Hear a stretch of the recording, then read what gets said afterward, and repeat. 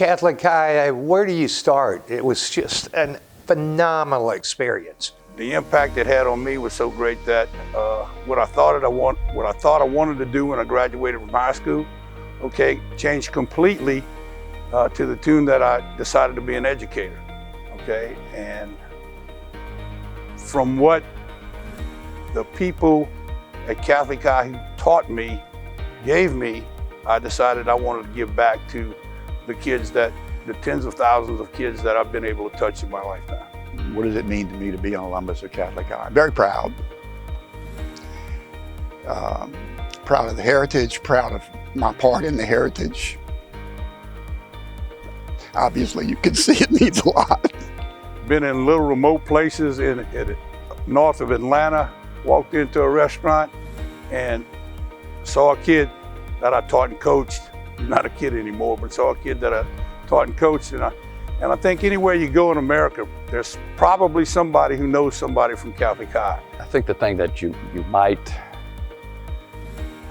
need to work on as a younger person is that willingness to share your faith, especially 50 years ago. I'm not sure it was quite as novel as it is now, or quite as published, but the brothers and the environment really gave you an atmosphere in which you could work on that. I'm not saying I did it great, but it was really the atmosphere that permeated every day, that you came here and religion was part of it and your spirituality was part of it. First two people who come to mind who are still a daily presence are Coach Pete Boudreaux, who's still running around here, having an impact on kids the same way he did with us, and Brother Eldon Kofassi, who's still hanging around somewhere at 100 years old. So, but the way they lived their life amongst us and the way they had an influence on not only our class, but are still having that kind of influence on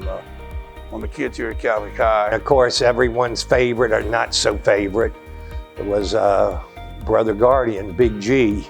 I would not have wanted to go through Catholic and not have Brother Guardian.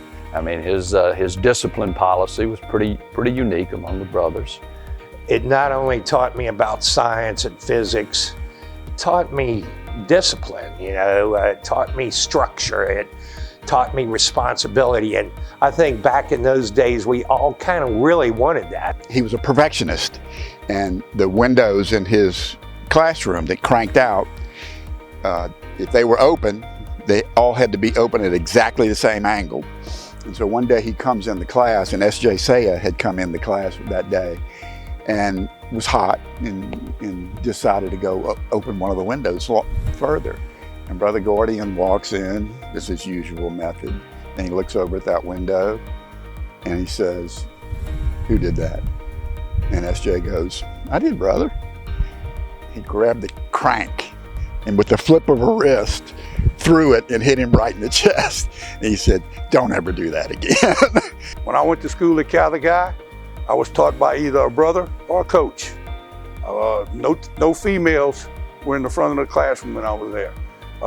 And now the students don't have the opportunity to grow in that way, but it's great that the teachers and coaches and everybody here now still does things the way the brothers did them, because they are taught to teach the way the brothers did. We were seniors, we played Tara High School, which Tara, there were a number of guys on the team that were at St. George with me. They had a great football team. I think they had 7 guys that signed with LSU that year. And they were probably ranked number 1 or 2 in the state when we played them. We didn't win, but we lost 12-0 and gave them a better game than pretty much anybody else they played that year. So we had an occurrence in our senior year, which tested the limits of hunting on campus. One of my buds I played ball with, Kerry Johnson, proudest moment of, well, not the proudest, but one of his many accomplishments was he comes up to me as we're walking through on an off hour, comes up to me with a dead squirrel. And he says, "I had a baseball and I hit it in the head on one hop."